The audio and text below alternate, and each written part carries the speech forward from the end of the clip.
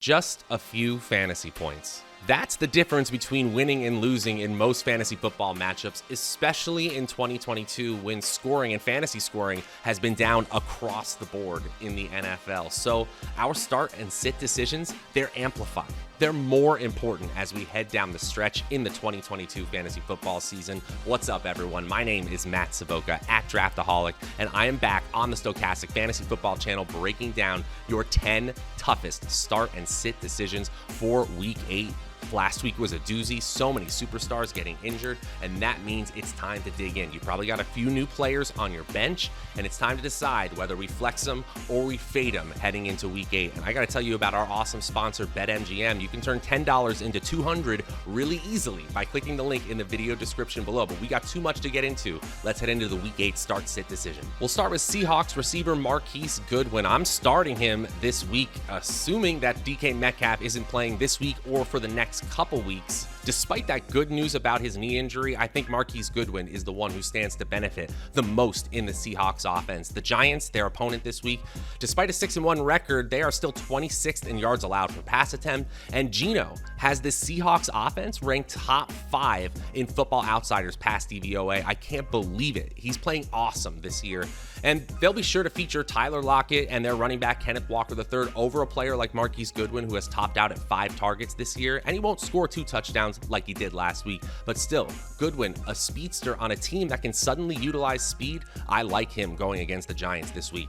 And while he may have been an exciting waiver wire pickup, I'm sitting Gus Edwards of the Baltimore Ravens. After the Cowboys placed J.K. Dobbins on IR, we saw Kenyon Drake have a great second half in Week 6, but then in Week 7, they turned to Edwards with 3 helping running backs, and Edwards was the one who looked the most solid in Week 7. He had 16 carries, 4.1 yards per carry, but he got next to no work in the receiving game. Just 1 target, did not catch that target, and for all their issues, the Tampa Bay defense, especially up front, has been excellent this year, top 5 in adjusted fantasy points allowed. Edwards is fine if you need a last-minute RB2 or RB3 in a pinch, but I'd like to keep him on my bench at least for Week 8. There's just too much volatility in that Ravens backfield.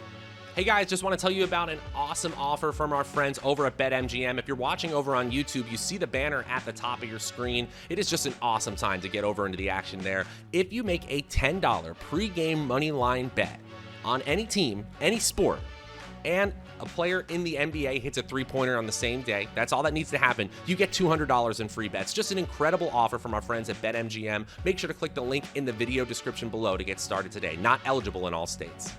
A running back I feel much better about this week, it's D'Onta Foreman going against the Atlanta Falcons. He had 17 opportunities as the new starter in Carolina, and this pick is as good as we can hope for on the waiver wire right now, with Foreman playing as the starter and Hubbard going down with an injury at 7.9 yards per carry and 13.5 yards per reception.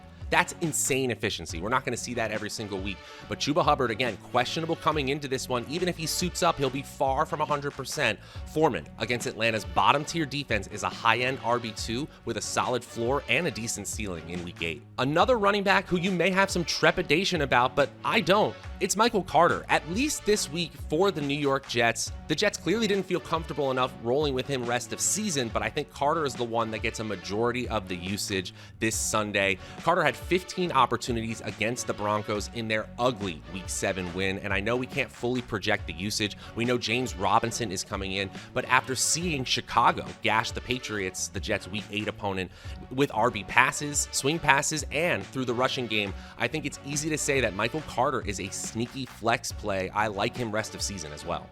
And if I like Michael Carter and I like him rest of season, that means on the flip side, I'm not so sure about James Robinson. Yes, this is good that he got traded to a team that wants him. The Jaguars clearly didn't, but this is not the same as CMC going to the 49ers. He will be worked in methodically, slowly, conservatively. At least that's my take, and that's why I like Michael Carter a whole lot more. He's a backup running back on a team that, besides explosive runs from Breece Hall, which aren't happening until 2023, has struggled offensively. This passing game is not good. I like Robinson as a player, but he's always been fantasy relevant when he's gotten volume. I just can't predict that for the Jets going forward. There is, however, one Robinson I do have faith in this week. It's Wandell Robinson, another player from this New York Giants-Seattle game, a game with sneaky shootout potential, by the way. The Giants continue to be undermanned at wide receiver, but Robinson has been effective whenever he's been on the field. He played 60% of snaps last week, up from 23%, and his 6 catches and 50 yards, they were both season and career highs for Robinson. New York Giants, they're the Saquon Barkley show, and when they're not running it with Saquon, they're usually running it with Daniel Jones. But Robinson is a rare, dynamic talent on a team devoid of it on the outside besides him. Hey guys, you want to join the fastest growing community of fantasy football players, sports bettors, and DFS players? We've got the Stokastic Discord available for you in partnership with Notorious Fantasy. This is the best place to talk about your rosters, your start-sit decisions, and everything you need from a sports betting and DFS standpoint as well. Click the link in the video description below, and we hope to see you there. And if I'm looking for a tight end starter in a pinch, I'm looking for Greg Dolce because I think he's available on most waiver wires, or you could probably get him pretty easily in a trade. And Russell Wilson, who's doing high knees on the airplane to London to try to play. That doesn't sound annoying at all. He's probably going to get Greg Dolce involved. Dolce has now averaged 6 targets a game in his 2 starts. He took a long pass to the end zone from Wilson in his first game against the Chargers. And the Broncos, I get it, are hard to project in this midweek because we don't know if Wilson will play, but my prediction is Wilson does play and Wilson gets Dolce involved. I know this London game looks ugly on paper, but I think this tight end is a hit for the Denver Broncos. And I may have been pretty bullish on this player in my Monday waiver wire piece here on the Stokastic Fantasy Football channel, but unfortunately, I cannot recommend starting Paris Campbell anymore.